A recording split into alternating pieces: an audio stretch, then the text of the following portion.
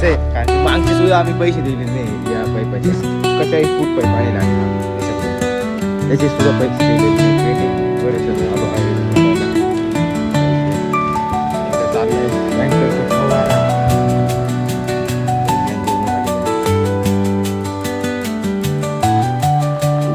पोळ लावले आहे आता.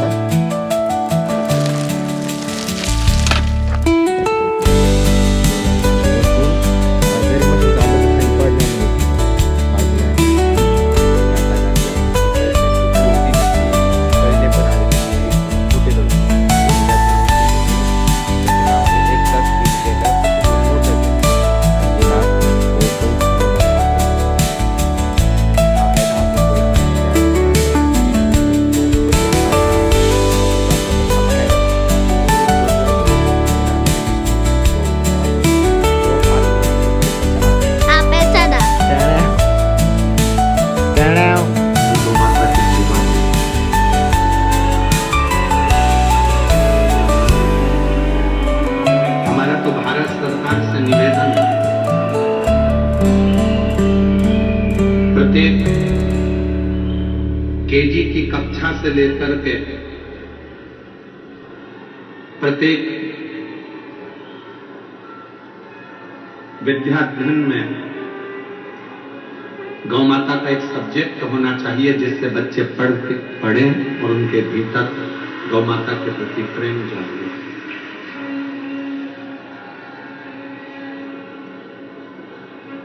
27 अप्रैल से 27 जुलाई तक एक गो सम्मान आवाहन अभियान पूरे भारत में हो रहा है।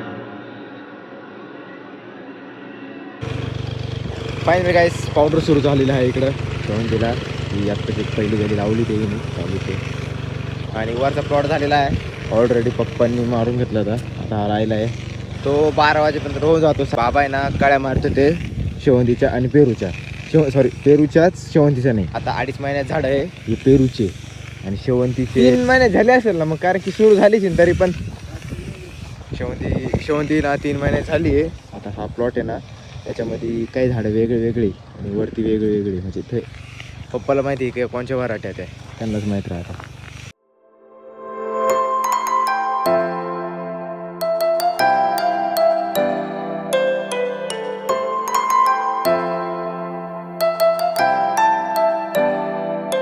फोन आला होता पप्पाचा, शेवंतीला पाणी लाव.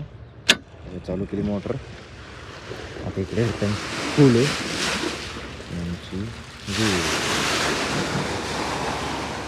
त्यांचा फोन आल्याशिवाय आम्हाला काहीच करता येत नाही.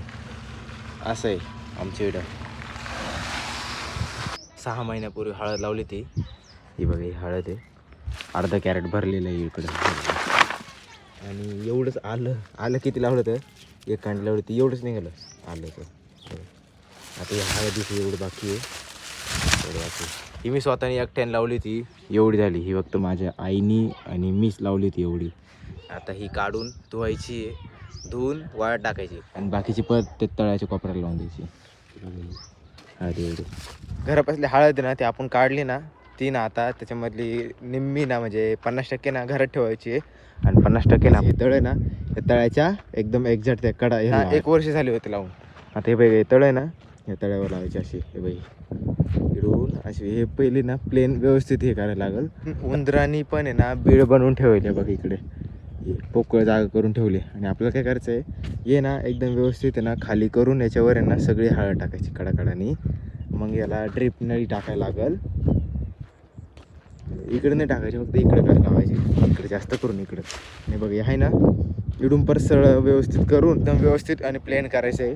त्याच्यामुळं ना ती ना पहिले माती पावडर व्यवस्थित करायला लागेल. अजून एक दिक्कत झाली ही शेवंतीला पावडर मारता ना ही बघ ही JCBची नळी आहे ही ना डायरेक्ट फुटली. इडं कुठेतरी फुटली. तुम्हाला कुठं फुटली हे बघा इडं फुटली बा. हे दिसते की ही चीर दिसते ही बघ ही वाली इडं फुटली.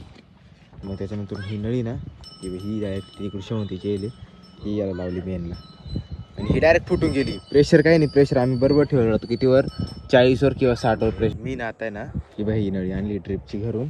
ही टाकतात त्या तळ्याच्या याच्यावर साईडला आहे अशी टाकायची.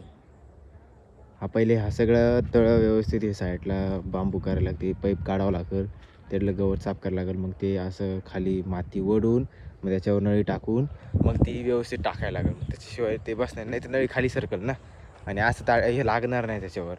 मग आता ते टाकून लावून काहीच आजचं सगळं काम आटपलेलं आहे. आणि आजचं सगळं म्हणजे जेवढं काम होतं तेवढं आटपलेलं आहे.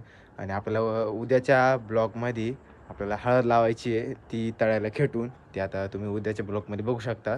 उद्या ड्रिप पण त्याला करायचं आहे आणि पाईपाला होल पाडून सगळं त्याचं ड्रिप व्यवस्थित करून घ्यायचं आहे. पावड्याने पहिले व्यवस्थित ते खाली बांध करायला लागेल त्याच्यावाला. मग त्याच्यानंतर आपल्याला सगळं हळद लावायची. आता उद्या हळद लावताना डायरेक्ट भेटू. आणि तुम्हाला आजचा ब्लॉग आवडलेला असेल तर नक्की लाईक करा, शेअर करा, कमेंट करा आणि सबस्क्राईब करायला विसरू नका. भेटूया नेक्स्ट ब्लॉगमध्ये. तोपर्यंत बाय बाय.